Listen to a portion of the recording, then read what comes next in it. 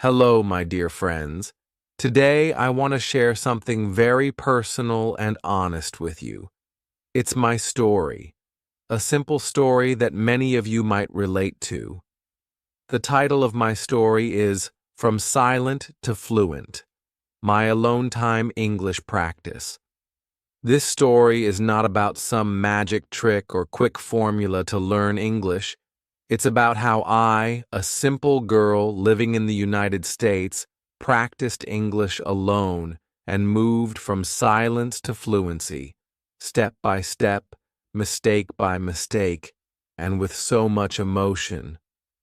Please remember, my story is not complicated.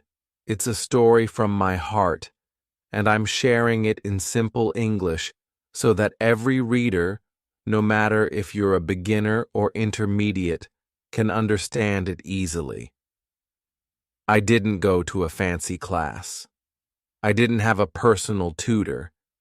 I didn't even have friends who practiced English with me. I had only myself, my mobile phone, and my desire to speak fluently.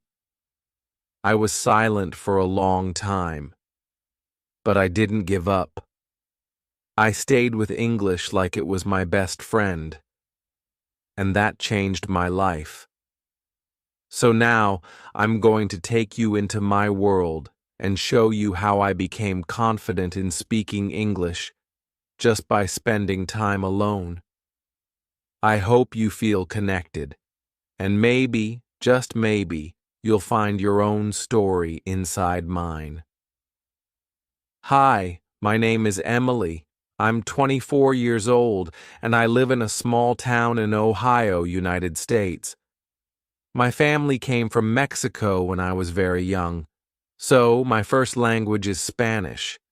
But because I grew up in the U.S., I had to face English every day, at school, at the grocery store, even at the doctor's office.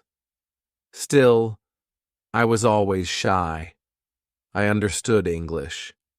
Yes, I could read and write English, but when it came to speaking, I froze. Every time I opened my mouth to talk, my heart beat fast, my tongue got confused, and my voice became very small.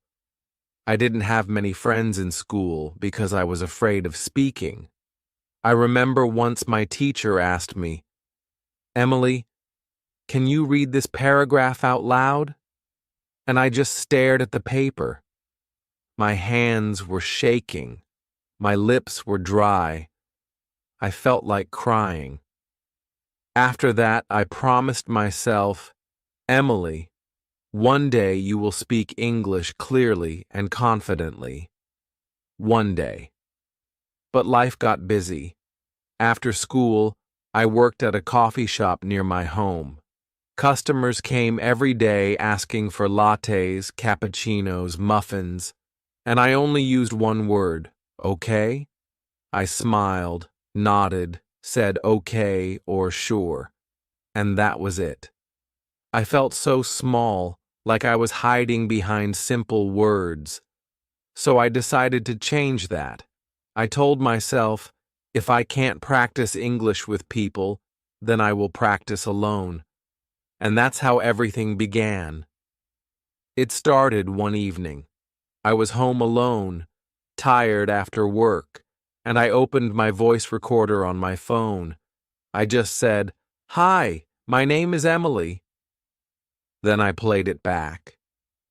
My voice sounded so soft, so unsure, but it was mine. I felt something strange, not shame, not fear, just possibility. From that day, every night before sleeping, I recorded myself. I talked about my day. I talked about my feelings. Sometimes I said things like, "Today I made a mistake at work. I gave the wrong order. I felt nervous."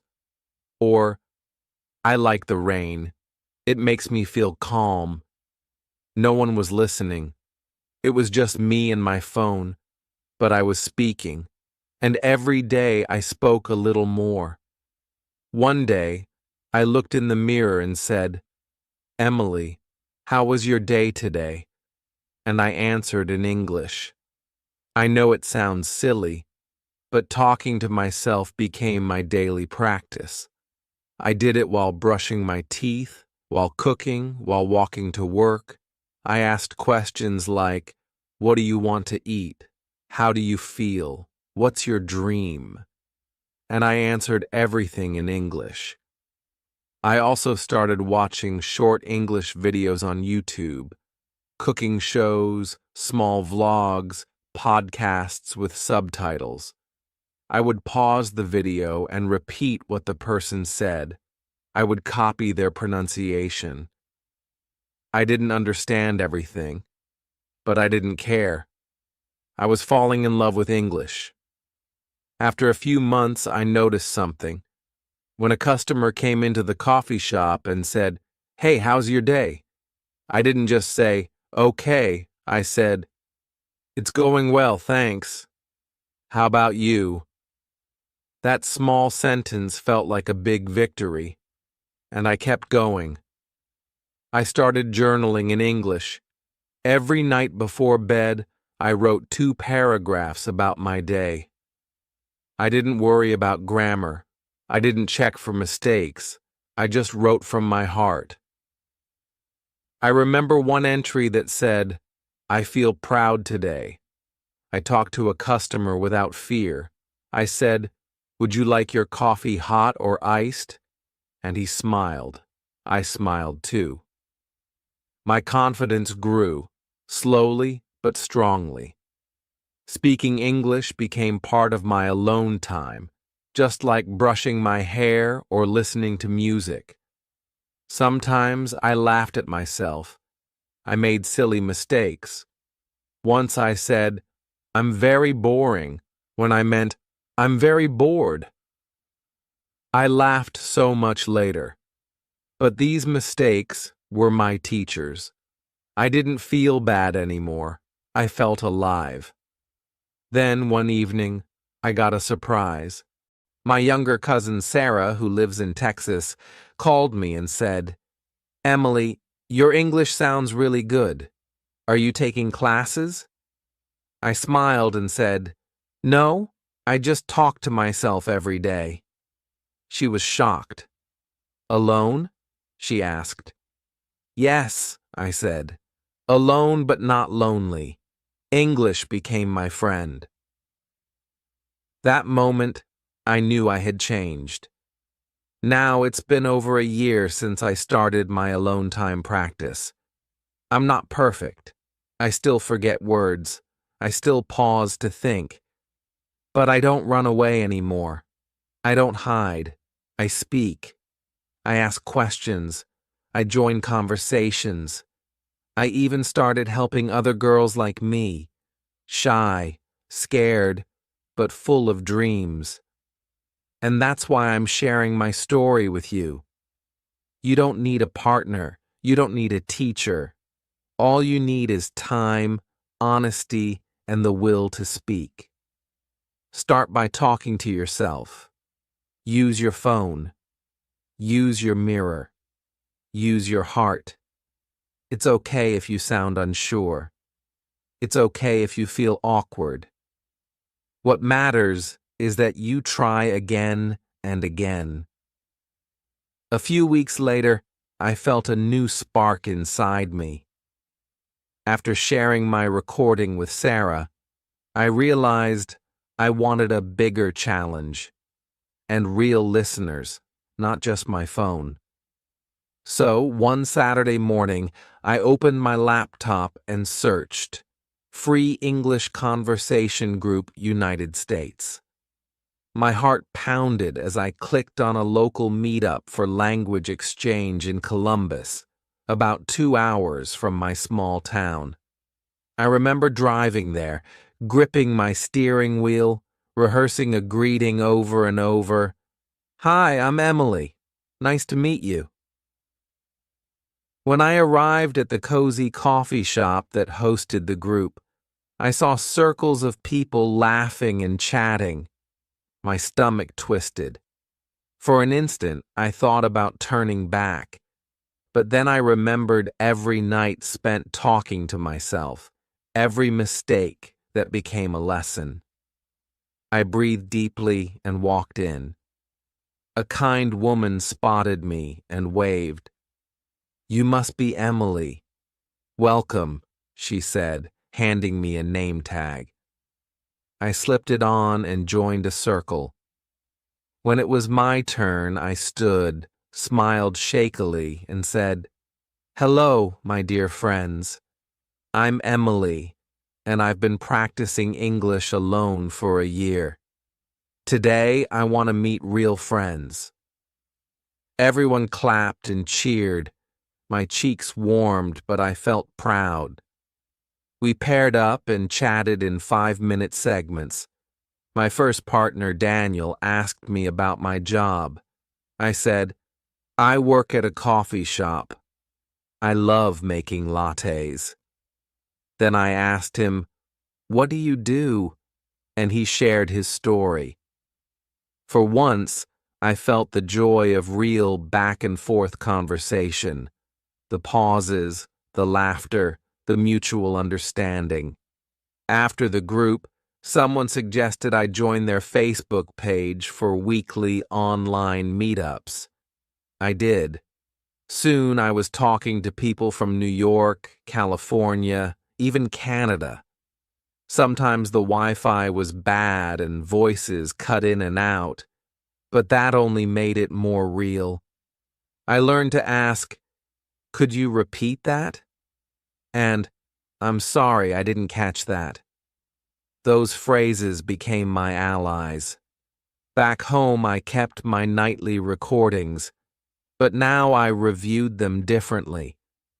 I would listen for expressions I had learned at the meetup and in the online group, and I'd practice them until they felt natural. One evening, I played back a recording of myself saying, "I'm looking forward to our next conversation." My voice sounded confident. I smiled at the speaker on my phone. Spring turned into summer, and I decided to volunteer at my local library's English Conversation Corner every Wednesday afternoon. I set up tables, printed picture cards, and greeted learners with, "Good afternoon.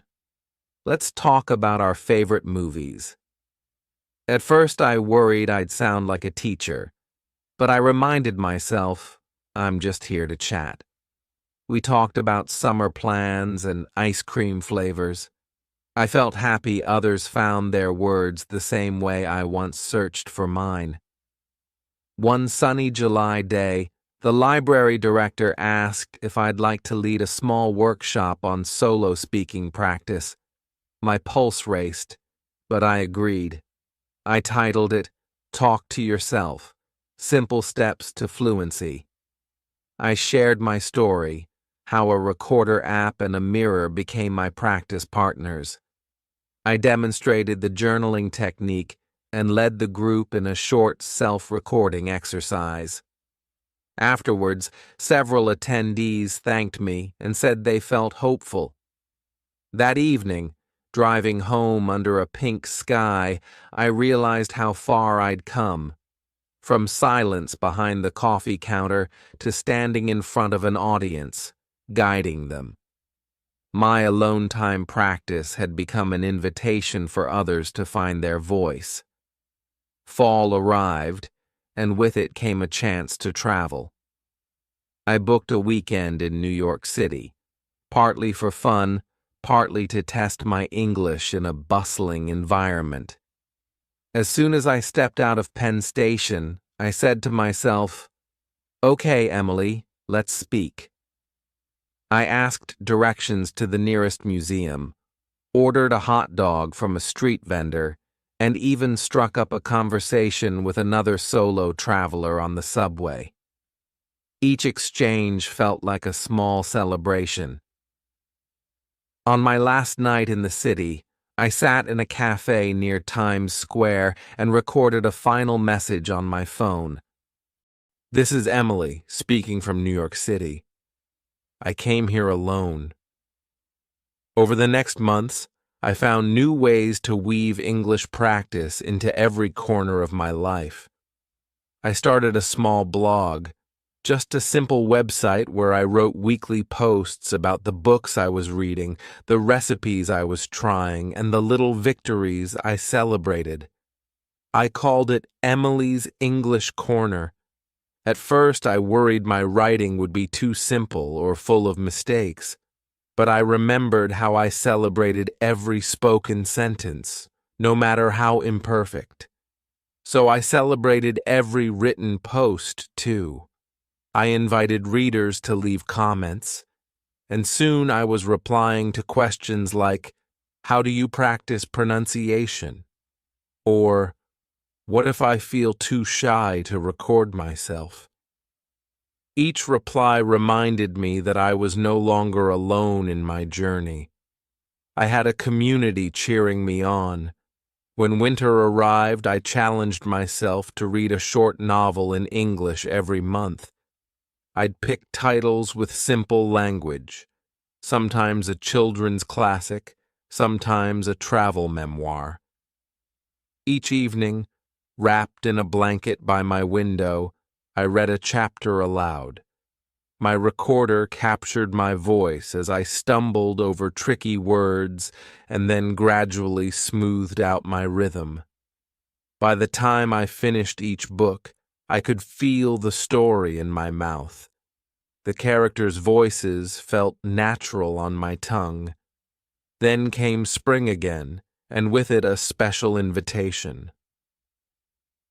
The library director, remembering my workshop, asked if I'd host a solo speaking marathon, a 4-hour event where learners could rotate through stations, mirror practice, voice recorder challenges, and live mini conversations.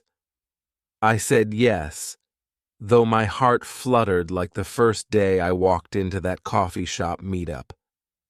I spent weeks planning. I designed simple prompt cards. Describe your dream home, tell a funny childhood memory, and created a gentle playlist of instrumental music to play softly in the background. On the day of the event, 30 learners arrived, some beginners who barely whispered, some advanced speakers who wanted extra confidence. I guided them from station to station, demonstrating silently at the mirror, then speaking boldly into the recorder, then greeting a fellow learner with a clear, "Hello, I'm Crow. Nice to meet you." By the afternoon, shy smiles had blossomed into bright conversations. When the marathon ended, I heard whispers of gratitude. "I never thought I'd be able to talk for 5 minutes straight. This was so fun. I feel ready to speak to anyone now." My chest swelled with pride, not for myself this time, but for every person who dared to try. At last, one evening, I received a surprise email. A nearby university's adult education center invited me to co-facilitate a monthly online session on building speaking confidence. They had seen my blog and heard about the marathon. I paused for a moment, looked at my reflection in the dark window, and realized I was ready. I replied, "Yes, I'd love to." And in the weeks that followed, I led virtual meetings with learners from across the country, guiding them through gentle self-talk exercises, sharing tips on journaling, and reminding them every time that progress comes one word at a time. Now, as I speak to you tonight, I sit at my desk in Ohio, looking at a world that once felt too big to speak into. My voice recorder still rests beside my laptop. My mirror still hangs on the wall, but they are no longer tools to fix something broken. They are reminders of how far I've come. A few months after joining the university's program, I woke one Sunday morning with a new idea fluttering in my mind. I realized that while my blog and workshops reached learners all over the country, I still hadn't tried one thing I'd admired in others: a podcast. I imagined a series where I could speak freely about my journey, invite guests who'd practiced alone like me, and share simple exercises listeners could follow at home. That same afternoon, I set up a basic recording space in my room, a small desk by the window, my phone propped on a stack of books, and a cozy blanket thrown over my chair so I'd feel comfortable talking. I pressed record and whispered, "Hello, my dear friends. Welcome to Emily's Speaking Corner." And just like that, episode 1 was born. Recording felt different from writing. In writing, I had time to edit. In workshops, I had the energy of real faces in front of me. But in that quiet room, it was just my voice and my thoughts. I started by sharing one simple tip: how to pick 5 new words each week and use them in solo sentences. Then I told the story of the first time I asked for directions alone in New York City. My voice trembled a little on playback, but I pressed on. By the 3rd episode, I noticed I was speaking more fluidly, pausing less often. Listeners began to write in, sharing their own small victories, like ordering a full meal in a restaurant or reading a bedtime story to their younger siblings in English. Encouraged by their messages, I decided to invite a guest to episode 5. Through the Facebook group I joined, I met Maria, a woman from California who had practiced speaking to herself in front of her closet mirror every morning before work. We recorded over Zoom, each in our own homes, and laughed as we compared mirror faces, silly grimaces we'd made while rehearsing questions like, "What would you do if you won $1 million?" Hearing Maria describe her own mistakes and triumphs reminded me that alone time practice, though private, creates a deep bond when shared.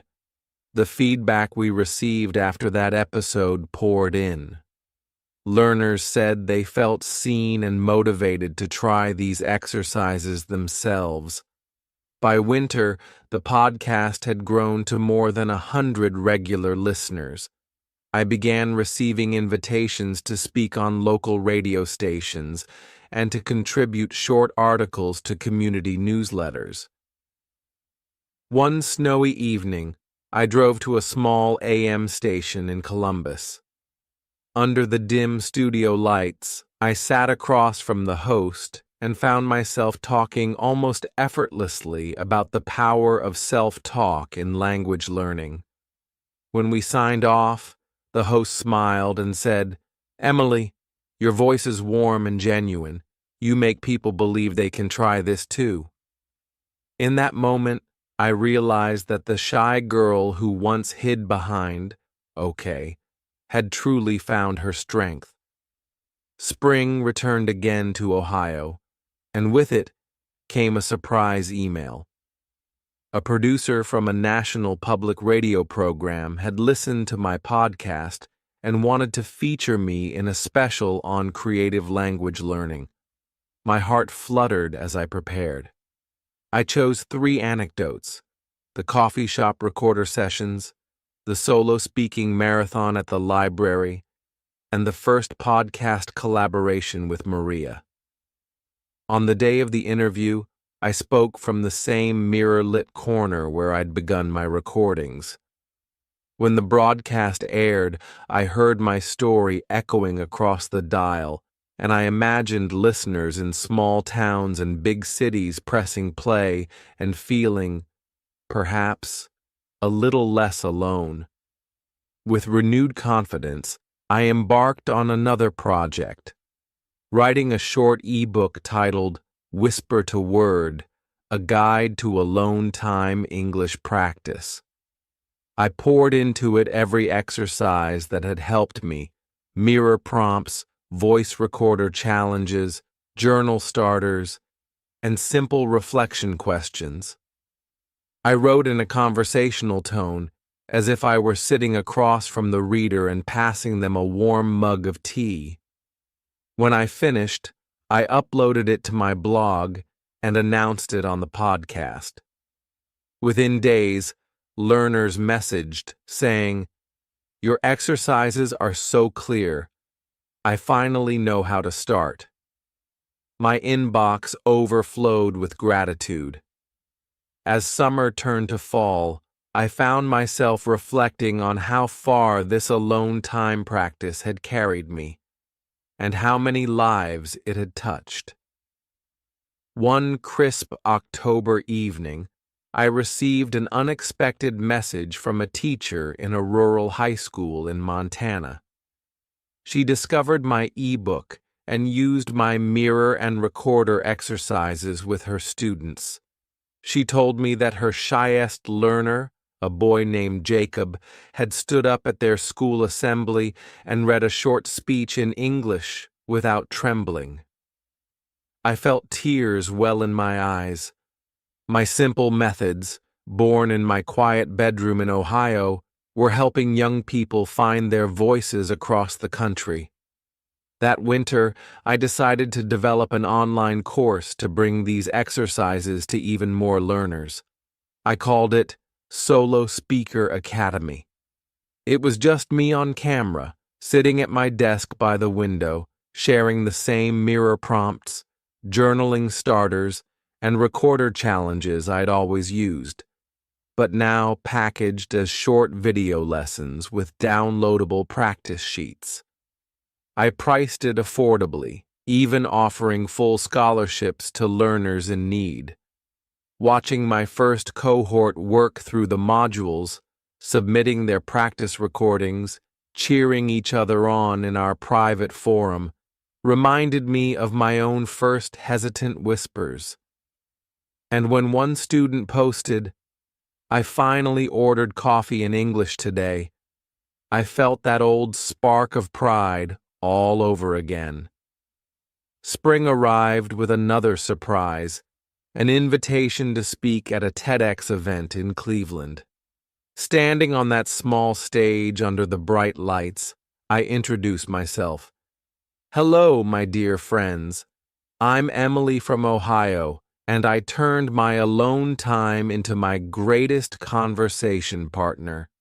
I shared the story of my first timid recordings, the library marathon, the podcast, and the academy. The audience listened, and when I ended with, "Your voice deserves its spotlight," the room erupted in applause. On the drive home, I smiled, thinking how surreal it was that a girl who once dreaded speaking could now inspire hundreds in a single talk.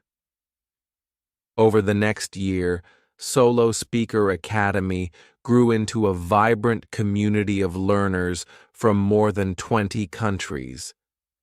I began co-hosting live mirror chats once a month, where participants joined via video to practice self-talk in real time, encouraged by my gentle guidance and the camaraderie of fellow soloreneurs in language learning. We celebrated every milestone: a first complete sentence, a 5-minute monologue, the courage to record without stopping. And through it all, I kept recording myself, still journaling, still reflecting, because practice, I realized, is both a discipline and a gift. Now, sitting at my desk under the warm glow of my reading lamp, I look at all I've built: the blog, the podcast, the ebook, the course, the community. Each started as a whisper in my quiet room. Each grew because I dared to speak alone, believe in my own voice, and share my journey with others. My mirror still hangs on the wall. My recorder still rests by my laptop. And every time I practice, I feel that same gentle excitement. What new word will I discover today? What shy learner might find hope in my story? To you, my dear friends, I send this message. Your alone time is not empty. It is a rehearsal for your brightest conversations. Embrace your silence as the canvas for self-expression. Let your voice emerge, one sentence at a time, until your story becomes a chorus that reaches far beyond your room. From silent beginnings to a voice that echoes across towns and countries. This is the power of choosing to speak, even when no one is listening. And from my heart in Ohio to yours, know that I believe in you, every single word of the way. Months later, I found myself waking each morning with a new sense of purpose.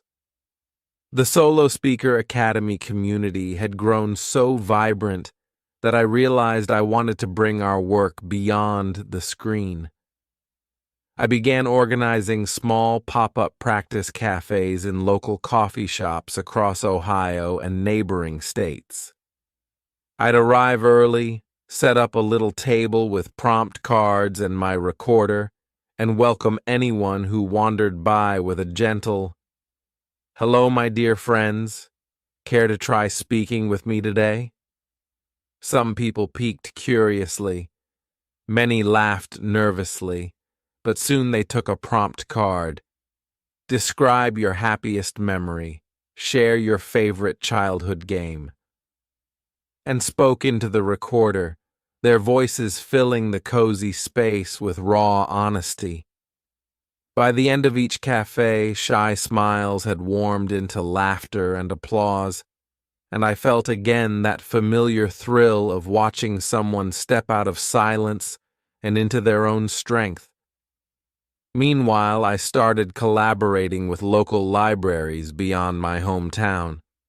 In small mountain towns and lakeside communities, I led weekend retreats called Echoes of Confidence, where learners paired solo practice stations with outdoor walks. We'd speak our sentences aloud as we strolled by autumn leaves or under winter's pale light, letting our words travel freely in the open air. One crisp November afternoon beside a frozen lake, a woman named Leah leaned close and said, "Emily, I never thought I could share so much in English." She took my hand, and I saw in her eyes the same wonder I'd felt the day I first pressed record.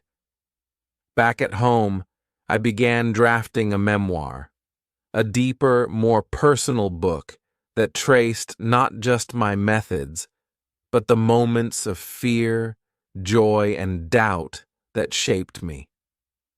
I wrote about the lonely nights when I felt too small to speak, the shaky recordings that became bedrock confidence, and the faces, Daniel, Maria, Jacob, Leah, whose journeys entwined with mine. As I wrote, I often paused, spoke a sentence into my recorder, and then returned to my manuscript, carried by the rhythm of my own voice. When the final draft was ready, I held the printed pages in my hands and thought, this is more than a book. It's a mirror for every learner who has ever whispered their dreams. Spring arrived once more, and with it, the memoir's publication. On release day, I hosted a live online launch beyond my usual podcast, inviting voices from 25 countries. We lit candles, we shared stories, We recorded our first chapters aloud, and as we spoke, I realized that what began with a single girl talking to herself had blossomed into a chorus of hope echoing across continents. Now, as I look toward the horizon, I feel both humbled and exhilarated. I am planning a nonprofit initiative to bring alone time speaking pods into underserved communities, offering quiet booths with recorders and mirrors in community centers and shelters. I dream of training mentors who will guide learners through self-practice workshops in remote villages and urban neighborhoods alike. And every step of the way, I'll keep pressing record, because my own journey reminds me that growth happens one spoken word at a time. My dear friends, this story continues in each of you. The silence that once felt like an obstacle can become your greatest ally. Speak, record, listen, and speak again. Record, listen, and speak again. Let your alone time practice shine as the spark that lights conversations in coffee shops, retreats by lakes, and stages under bright lights. From that first timid whisper to a chorus of confident voices, our journey reminds us that every word we dare to speak ripples far beyond our own rooms, into the hearts of friends, strangers, and fellow learners around the world. Below are several detailed tips and tricks to help you move from silent to fluent in your alone time English practice. Each one includes step-by-step guidance and examples so you can start applying them right away. 1. Record and review your voice. How to do it? Use your phone or computer's voice recorder app. Choose a simple prompt, e.g., describe your day. Talk about your favorite movie. Speak for 1 to 2 minutes without stopping. Even if you hesitate or make mistakes, listen back immediately. Note moments where you stumbled or mispronounced words. Re-record the same prompt, aiming to smooth out those spots. Why it works. You build awareness of your pronunciation and pacing.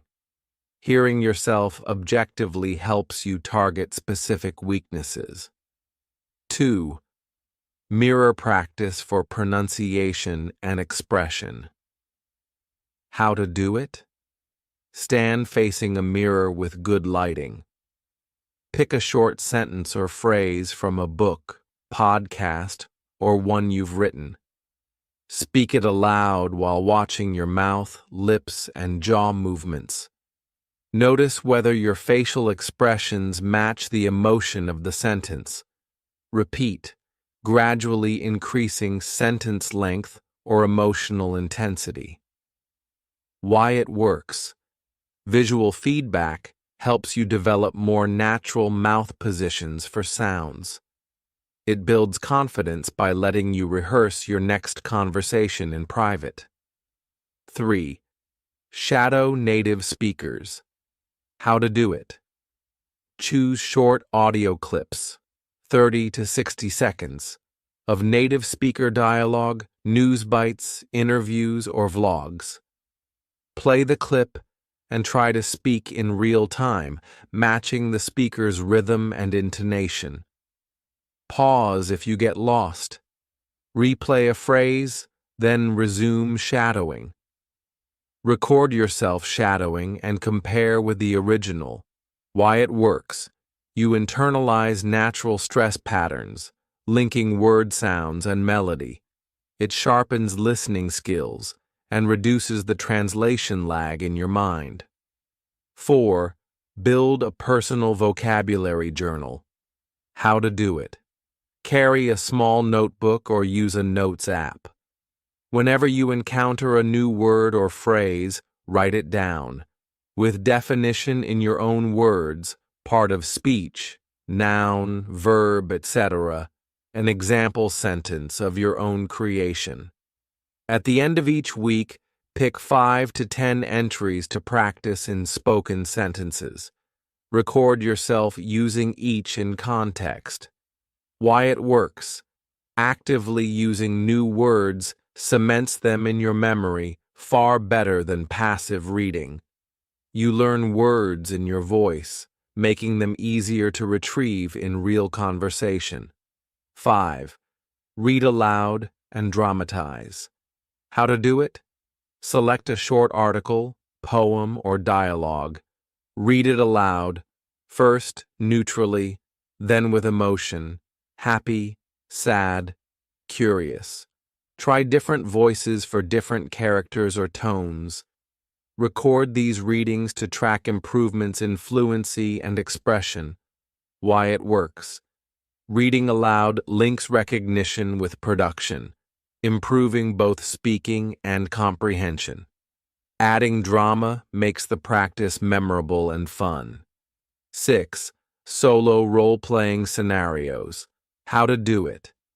Imagine everyday situations. Ordering coffee, making a doctor's appointment, small talk at a party. Write a simple script or bullet list of the key lines you'll need.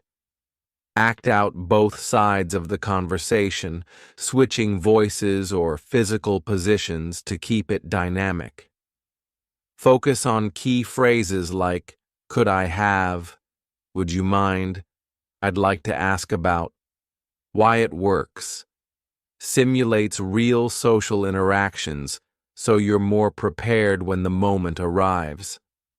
Repetition of common structures builds automaticity, reducing hesitation. 7. Set smart speaking goals. How to do it. Specific. I will speak for 3 minutes on my weekend plans. Measurable. I will record and review my session. Achievable. Start with 1-minute monologues, then increase. Relevant. Choose topics you care about. Time-bound. By Friday night, I'll complete 3 recordings. Why it works.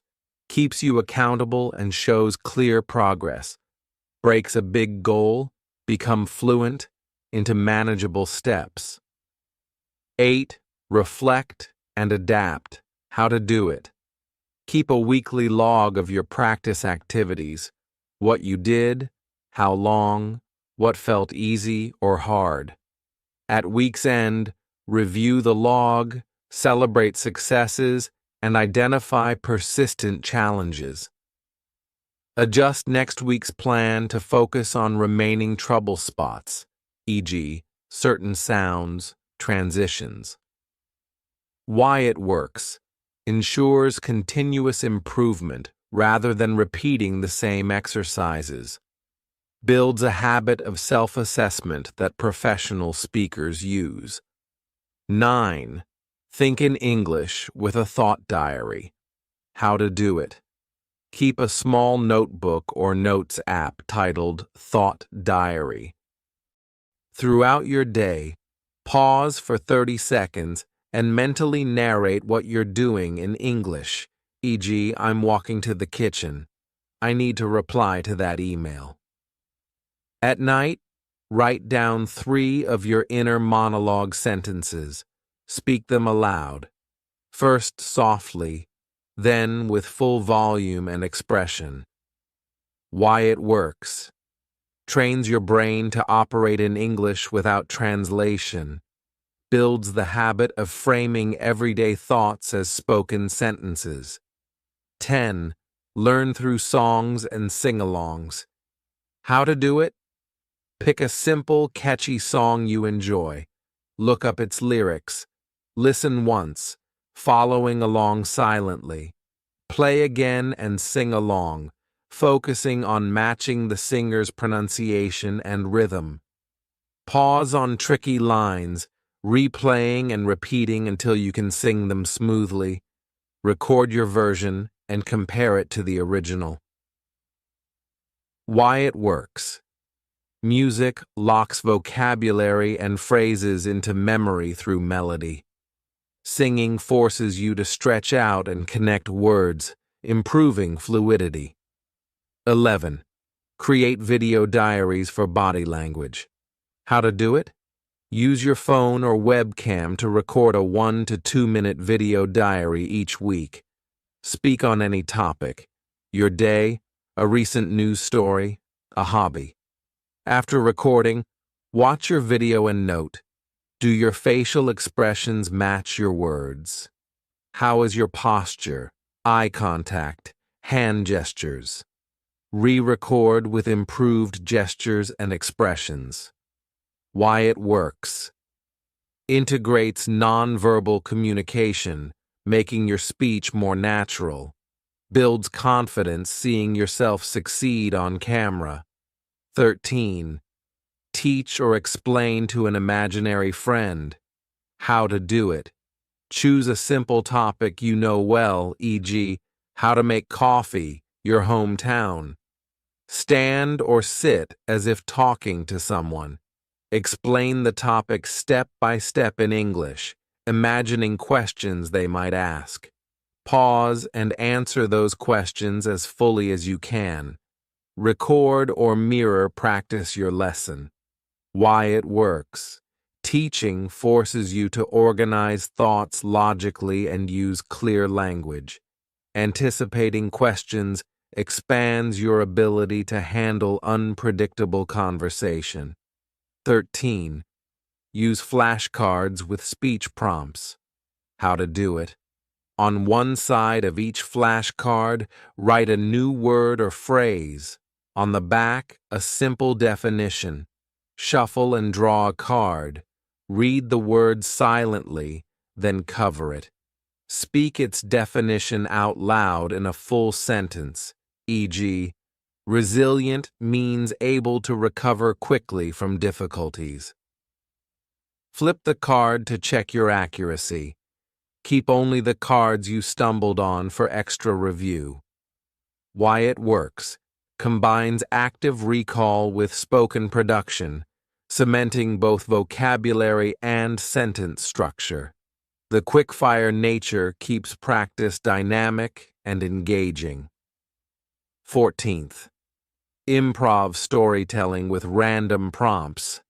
How to do it. Collect 10 to 15 random images from magazines, online printouts, your photos. Shuffle and draw one image. Set a timer for 2 minutes. Improvise a short story inspired by the image. Describe the scene, characters, and action. Record or mirror practice your narration, then switch to a second image and repeat. Why it works. Trains you to think quickly in English and flexibly use vocabulary. Makes practice playful, reducing pressure around perfect speech. 15th. Master tongue twisters for clarity. How to do it. Choose one tongue twister, e.g., she sells seashells by the seashore. Say it slowly, focusing on each consonant cluster. Gradually increase speed while maintaining clarity. Record yourself at fast and slow paces. Listen for dropped sounds or slurred words. Why it works. Sharpens articulation and trains muscles for tricky English sounds.